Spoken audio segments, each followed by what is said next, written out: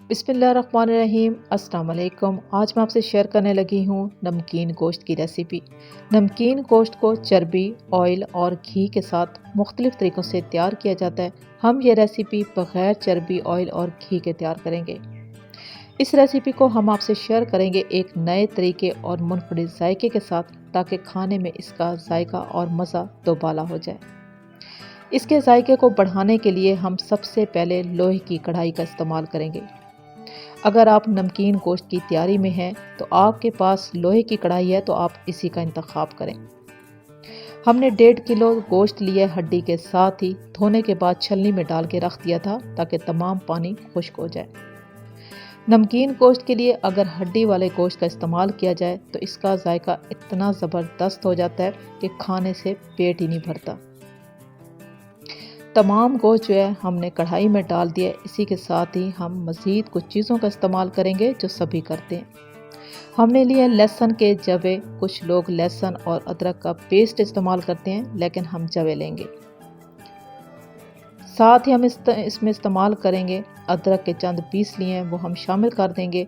और इसी के साथ ही हम इसमें शामिल कर देंगे एक हमने मीडियम साइज़ का प्याज लिया है, रफली काट लिया है, वो भी साथ ही शामिल कर देंगे। इसी के साथ ही हम कुछ खुश्क मसालों का इस्तेमाल करेंगे, जिसमें है सबसे पहले हस्बे ज़रूरत नमक। नमक के साथ ही हम बहुत ही कम मिकदार में हल्दी का इस्तेमाल करेंगे और साथ में हम शामिल कर देंगे इसमें अजवाइन।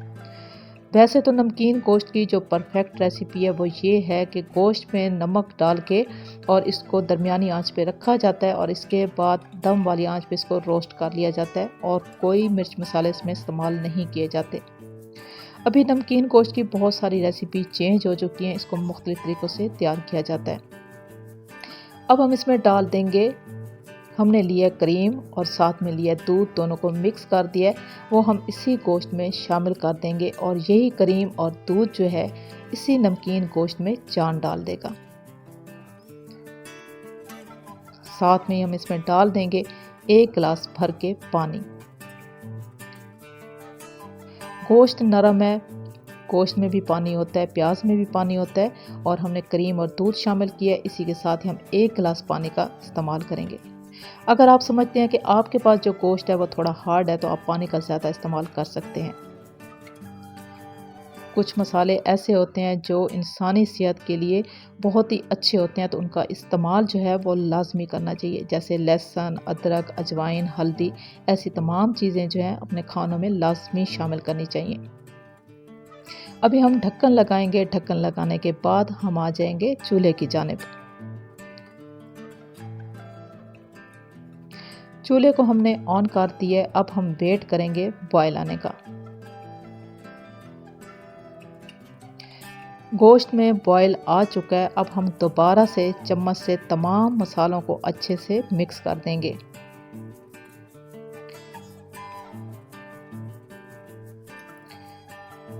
पहले हमने आंच को तेज़ किया हुआ था, अभी जो है हम आंच को बिल्कुल दम वाली आंच पे ले आएंगे और ढक्कन लगा देंगे। 1.5 घंटे का टाइम देंगे और इसी 1.5 घंटे के दरमियान में हम 2 से 3 बार जो है गोश्त को अच्छे से चेक कर लेंगे और इसके बाद 1.5 घंटे के बाद ये पानी खुश्क हो जाएगा, क्योंकि हम इसको दम वाली आंच पे रखेंगे। अभी जो हमने ढक्कन का इस्तेमाल किया है इसमें सुराख है, तो हम इसको बंद कर देंगे ताकि इसमें जो भाप है या जो जिसमें गोश्त निकलना है तो इसकी भाप निकलनी नहीं चाहिए।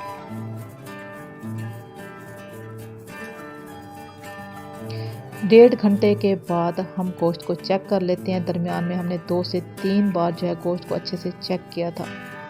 गोश्त का पानी खुश्क हो चुका है। आंच को तेज़ बिल्कुल भी नहीं करना। उसी दम वाली आंच पे थोड़ी देर के लिए हम इसी गोश्त को रोस्ट करेंगे, तो इसका कलर जो है वो चेंज हो जाएगा।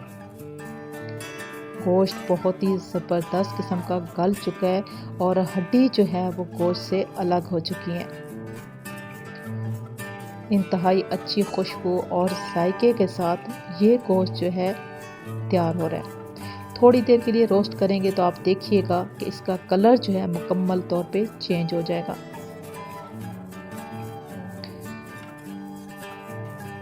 आप देख सकते हो कि इस गोश्त में किसी किस्म का कोई ऑयल आपको नज़र नहीं आ रहा। अभी हम इसको डिश आउट करेंगे। आसान और सादा सी रेसिपी एक यूनिक तरीके से हमने आपसे शेयर की है। आपको ये रेसिपी कैसी लगी? अच्छी लगी हो तो मेरी आपसे रिक्वेस्ट है कि आप मेरे चैनल को सब्सक्राइब कर लें, मेरी वीडियो को लाइक और शेयर ज़रूर कर लें। इस रेसिपी को ट्राई कीजिएगा और कमेंट्स में मुझे ज़रूर बताइएगा कि आपको इसका जायका कैसा लगा। इसी रेसिपी के साथ मैं आपसे इजाज़त चाहूँगी। अल्लाह हाफ़िज़।